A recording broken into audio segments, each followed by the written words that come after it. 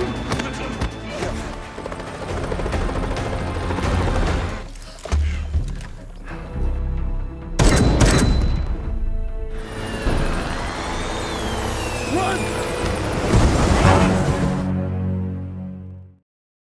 apa kabar semuanya? Semoga kalian semua sehat. Kali ini si Bray akan membahas sebuah alur cerita film terbaru dan masih hangat berjudul Freeland. Film ini pasti akan sangat seru apalagi pemeran utamanya adalah John Cena. Oke, tidak usah berlama-lama bagaimana alur ceritanya, mari kita saksikan sampai selesai.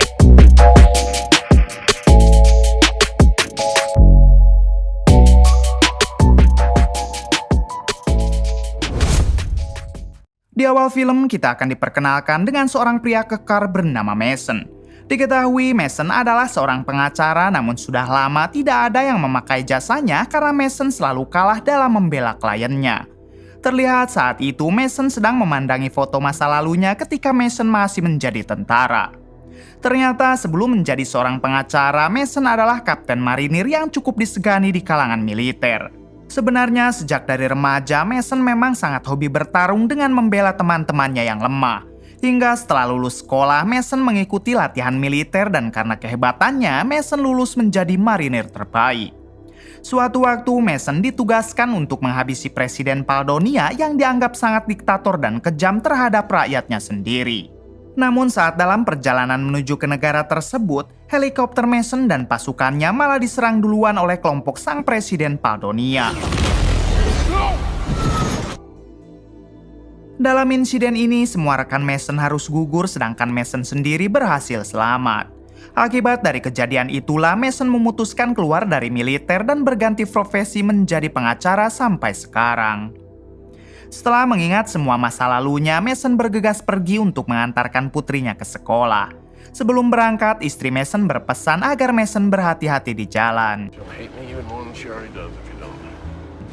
Di tengah perjalanan, putri Mason bercerita kalau ada temannya yang berbadan besar sering mengganggu dan membuli dirinya. Mendengar hal itu, Mason memberi saran kepada anaknya agar si anak menghajar saja wajah si pembuli tersebut bahkan bila perlu menggunakan benda tumpul. Setelah mengantarkan putrinya ke sekolah, Mason pun pergi ke kantor untuk menjalankan pekerjaannya sebagai pengacara walaupun jarang ada yang memakai jasa Mason. Setibanya di sana, Mason kedatangan tamu yang mana tamunya kali ini adalah mantan atasan Mason waktu di militer dulu yang bernama Sebastian. Di sini Sebastian mengajak Mason untuk berjalan-jalan ke markasnya karena ia tahu Mason sedang sepi pekerjaan.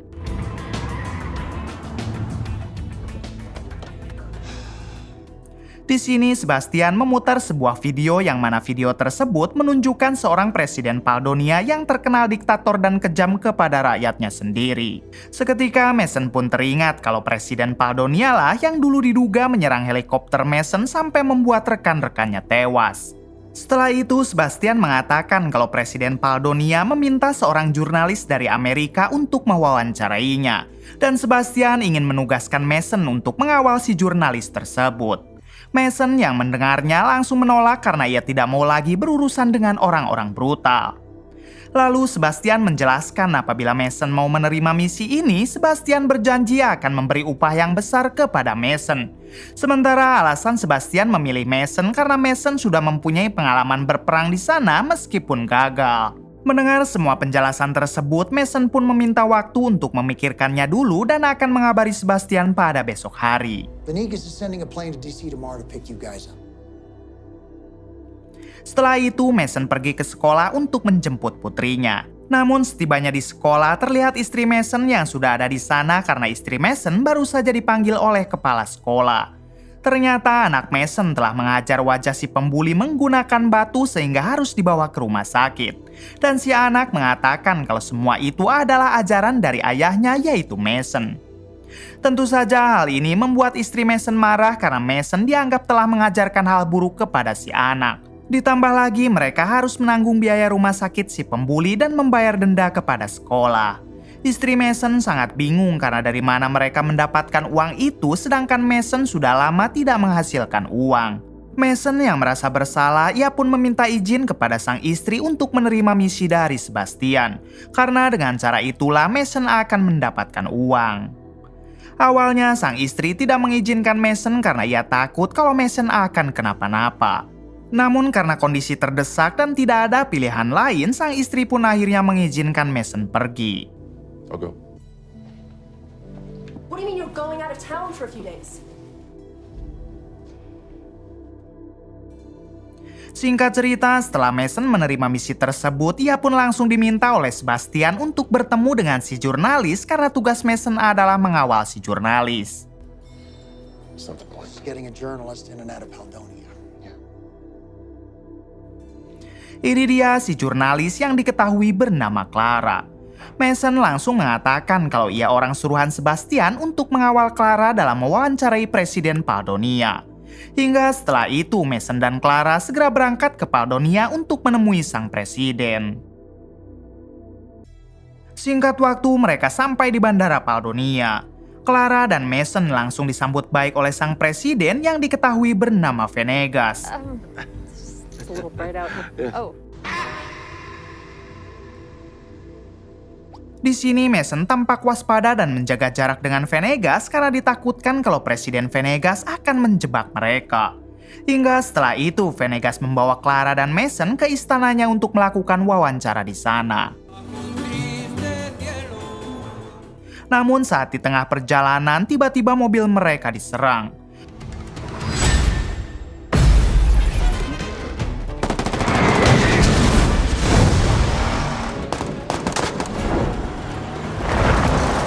Melihat aksi penyerangan itu, Mason yang tidak mau tinggal diam inilah yang dilakukan Mason.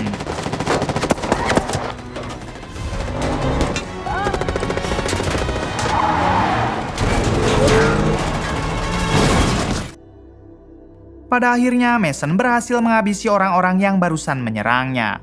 Di sini Mason langsung curiga kalau aksi penyerangan tadi adalah rencana Venegas. Namun Venegas meyakinkan Mason kalau orang-orang yang tadi bukan orang suruhannya karena sudah jelas mereka juga mengincar Venegas. Kemudian Venegas menjelaskan kalau beberapa bulan terakhir ia memang selalu diserang oleh sekelompok orang. Sementara alasan dirinya ingin diwawancarai oleh Clara yaitu untuk memberitahukan itu semua kepada berita internasional. Mendengar hal tersebut, Mason yang tidak percaya, ia pun memilih pergi dengan Clara, sementara Venegas mereka tinggalkan begitu saja. Setelah cukup jauh berjalan, Mason menghubungi Sebastian dan memberitahukannya kalau Clara tidak jadi melakukan wawancara dengan Venegas karena semuanya sudah kacau. Mason juga meminta Sebastian segera mengirim helikopter bantuan. Mendengar hal itu, Sebastian pun meminta Mason agar mengirim lokasi mereka sekarang karena dalam beberapa jam heli jemputan akan segera tiba. 3 clicks east. Beberapa jam kemudian terlihat ada helikopter yang akan mendarat. Namun ternyata heli itu bukan kiriman dari Sebastian, melainkan kelompok musuh yang masih mengejar Mason dan Clara. Menyadari akan hal tersebut, Mason langsung membawa Clara pergi hingga terjadilah aksi yang menegangkan.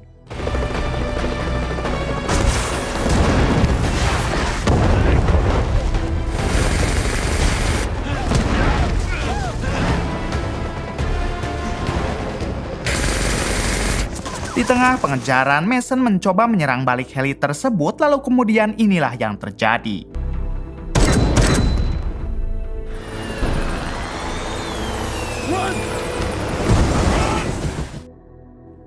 Setelah heli itu berhasil ditumbangkan, ternyata masih ada 2 orang musuh yang tersisa dan mereka langsung memojokkan Mason dan Clara.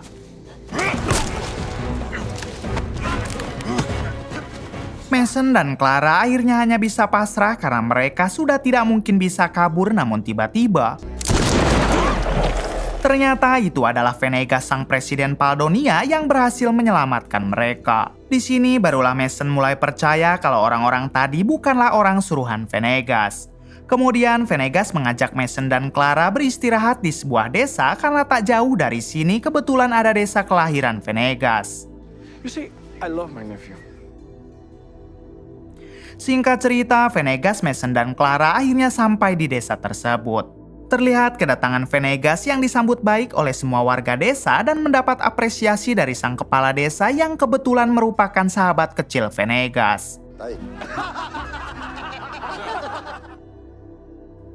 Adegan berpindah ke seorang tentara bayaran bernama Marco yang sedang dihubungi oleh seseorang. Si penelpon meminta Marco agar memburu Venegas beserta Mason dan juga Clara. Tidak diberitahu siapa si penelpon tersebut, tapi yang jelas dia adalah orang jahat. Kembali ke Venegas, Mason dan Clara yang sedang membersihkan diri masing-masing karena dari kemarin mereka belum mandi. Namun saat selesai mandi, ternyata di sana tidak ada handuk sehingga mereka bertiga harus keluar tanpa menggunakan apapun. Oh my god. Color me impressed, Mr. Petit.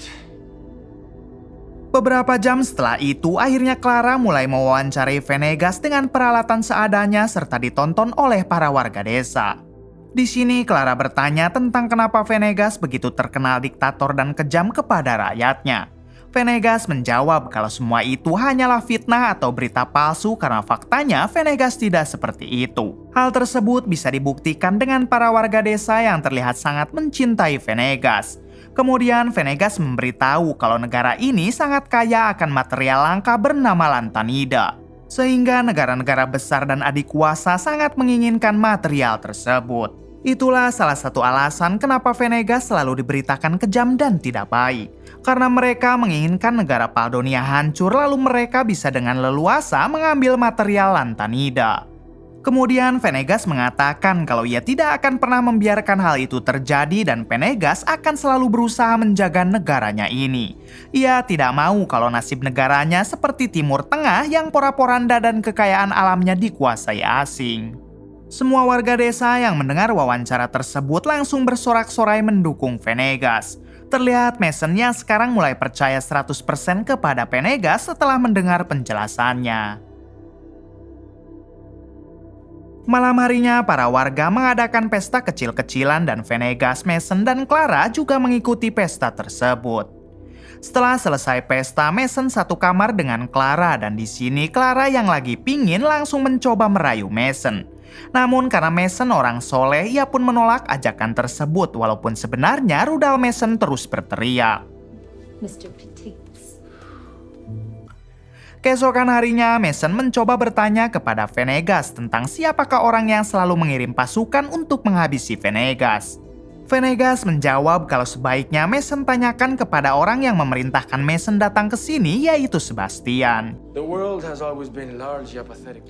Kemudian Mason langsung menghubungi Sebastian untuk menanyakan siapakah orang yang selalu mengincar Venegas tersebut. Sebastian menjelaskan kalau penyerangan itu didalangi oleh pemerintah Afrika yang ingin merebut negara Paldonia. Bahkan pemerintah Afrika juga sudah bekerja sama dengan keponakan Venegas yang menjabat sebagai wakil presiden untuk menghabisi Venegas. Lalu Sebastian juga mengatakan kalau pemerintah Afrika baru saja menghubunginya dan menawarkan apabila Mason mau ikut menghabisi Venegas maka Mason akan diberi bonus. Namun di sini Mason menolak karena tugasnya adalah menjaga Clara bukan menghabisi Venegas. Apalagi Mason sekarang tahu kalau Venegas bukan orang jahat. Tak lama kemudian tiba-tiba desa itu didatangi oleh satu kelompok tentara bayaran yang dipimpin oleh Marco. Ternyata Marco ini dibayar oleh pemerintah Afrika untuk memburu Venegas. Dengan kejam Marco langsung menyiksa si kepala desa agar memberitahukannya di mana Venegas sekarang. Venegas yang tidak ingin si kepala desa kenapa-napa, ia pun memilih untuk menyerahkan diri. Hingga ketika Venegas akan dibawa, tiba-tiba Mason beserta Clara datang dan langsung membawa kabur Venegas menggunakan kuda. Lalu terjadilah aksi kejar-kejaran di antara mereka.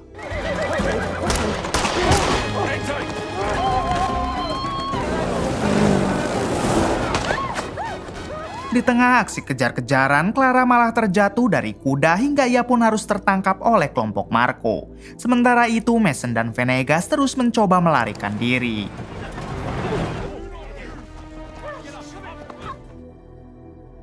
Setelah merasa aman, Venegas bercerita kalau di tempat ini dulu ada helikopter Amerika yang pernah ditembak jatuh. Semua negara menuduh kejadian tersebut ulah Venegas, padahal faktanya heli Amerika ditembak jatuh oleh kelompok Marco atas suruhan pemerintah Afrika. Mendengar hal tersebut, Mason sadar heli Amerika yang diceritakan Venegas adalah heli pasukan Mason yang dulu menyebabkan semua rekannya tewas dan hanya menyisakan Mason. Sekarang Mason akhirnya tahu kalau yang menyebabkan rekan-rekannya tewas bukanlah Venegas melainkan pemerintah Afrika. Setelah itu, Venegas mengatakan kalau ia akan menukar dirinya dengan Clara karena bagaimanapun Clara tidak pantas menjadi korban. Well, I believe that when one encounters él, llegan. How much further? Di sisi lain, kelompok Marco terlihat sedang membawa Clara ke markas mereka untuk dijadikan sandera. Kembali ke Venegas yang sekarang membawa Mason ke rumah salah satu teman Venegas yang bernama Sonic. Di sini Venegas meminta Sonic agar membantunya melakukan pertukaran antara dirinya dengan Clara. Sonic menjawab kalau ia pasti akan membantu Venegas dan sekarang juga ia akan langsung menghubungi kelompok Marco untuk memulai bernego. Setelah itu, Mason mendapat telepon dari Sebastian untuk menanyakan keadaan Clara sekarang. Mason berbohong kalau Clara baik-baik saja dan sekarang sedang bersama dirinya. Mendengar hal tersebut, akhirnya Sebastian merasa lega karena apabila Clara kenapa-napa, maka misi Mason dianggap gagal dan ia tidak akan dibayar. Singkat cerita, pada keesokan harinya, Mason datang ke suatu tempat untuk melakukan pertukaran dengan kelompok Marco. Tak lama, kelompok Marco akhirnya datang dengan membawa Clara yang menjadi sandera. Di sini, Marco mengatakan kalau ia akan melepaskan Clara apabila Venegas sudah terlihat. Kemudian Venegas keluar untuk menyerahkan dirinya kepada Marco. Tapi bersamaan dengan itu, para warga datang untuk membela Venegas hingga terjadilah kekacauan. Akibat kekacauan tersebut, Venegas dan Mason berhasil melepaskan Clara, lalu Venegas akan membawa mereka ke Istana Negara. Sebelum pergi, Venegas mengatakan agar nantinya Clara melakukan siaran langsung di Istana Negara agar bisa menjelaskan semua kejadian yang sebenarnya kepada internasional. Problem with what went on here. That was my people, Claire, huh? Di sisi lain, memperlihatkan keponakan Venegas yang menjabat sebagai wakil presiden sedang duduk santai di Istana Negara. Si keponakan mengira kalau Venegas telah tewas dan tahta secara otomatis akan jatuh kepada dirinya. Namun tak lama ia dikagetkan dengan kedatangan Venegas bersama Clara dan Mason. Di sini Venegas mengatakan kalau ia tahu si keponakan telah bersekongkol dengan pemerintah Afrika dalam mengkudeta dirinya. Namun si keponakan juga harus tahu kalau yang telah membantai keluarga mereka adalah pemerintah Afrika. Mendengar hal tersebut, akhirnya hati si keponakan luluh dan sekarang ia akan berpihak kepada Venegas. Di waktu yang sama, datang juga panglima tentara yang berkhianat dan langsung menyerang Venegas hingga terjadilah aksi tembak-tembakan. Pada akhirnya, si panglima tentara berhasil dihabisi, namun si keponakan juga harus koit akibat tertembak tadi. Tak lama berselang, para tentara berdatangan dan langsung menodongkan senjata mereka kepada presidennya sendiri, yaitu Venegas. Para tentara yang tadinya ingin berkhianat, mereka pun langsung diceramahi oleh Venegas. Di sini Venegas mengatakan, apakah kalian rela menjual negara ini kepada asing? Apakah kalian juga yakin kalau pihak asing akan memperlakukan mereka dengan baik seperti apa yang selama ini Venegas lakukan? Mendengar hal tersebut seketika membuat hati para tentara itu luluh dan sekarang ia siap membela Venegas sang presiden Paldonia. Di waktu yang sama, tiba-tiba datang kelompok Marco si tentara bayaran Afrika hingga terjadilah aksi tembak-tembakan yang cukup brutal.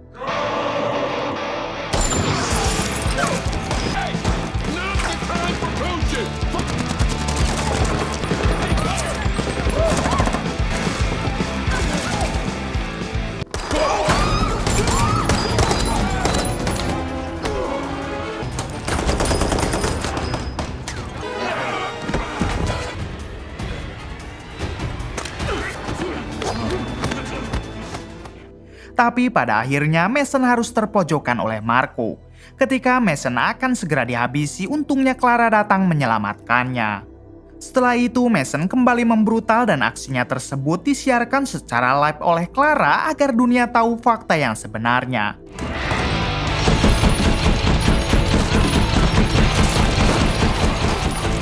Tak lama dari itu, Mason dikagetkan dengan pasukan Sebastian yang tiba-tiba datang untuk membantu Mason. Hingga pada akhirnya kelompok Marco pun berhasil diratakan. Setelah kejadian tersebut, berita tentang keadaan di Paldonia langsung menyebar ke seluruh saluran TV internasional.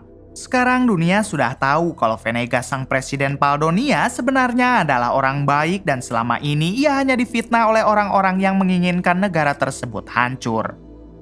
Keesokan harinya, Venegas mengundang pers internasional untuk mengumumkan kalau Paldonia akan mengelola sendiri material lantanida dan hasilnya akan ia berikan kepada seluruh rakyat Paldonia. Venegas juga mengucapkan terima kasih kepada Clara dan juga Mason yang selama ini membantu dirinya. Istri Mason yang melihat berita tersebut di televisi menjadi sangat bangga kepada Mason. Beberapa hari kemudian memperlihatkan Mason yang baru pulang ke rumah dan langsung mendapat sambutan dari keluarganya. Setelah itu, ketika Mason dan si istri hendak mengantarkan putrinya ke sekolah, tiba-tiba ia mendapat pesan dari Venegas yang mengucapkan terima kasih atas nama rakyat Paldonia. Venegas juga menyuruh Mason untuk mengecek ATM-nya sekarang. Lalu ketika Mason mengecek ATM-nya, ia dibuat kaget karena Venegas baru saja mentransfer uang 5,5 juta dolar ke rekening Mason. Sontak hal itu membuat Mason bahagia, apalagi setelah ini Sebastian juga akan mentransfer gajinya. Kemudian Mason akan mengajak keluarganya keliling dunia termasuk ke Citayam. Tamat. Bagaimana menurut kalian? Oke, terima kasih yang sudah menonton sampai akhir. Mohon maaf bila banyak kesalahan. Salam dari Bray Movie.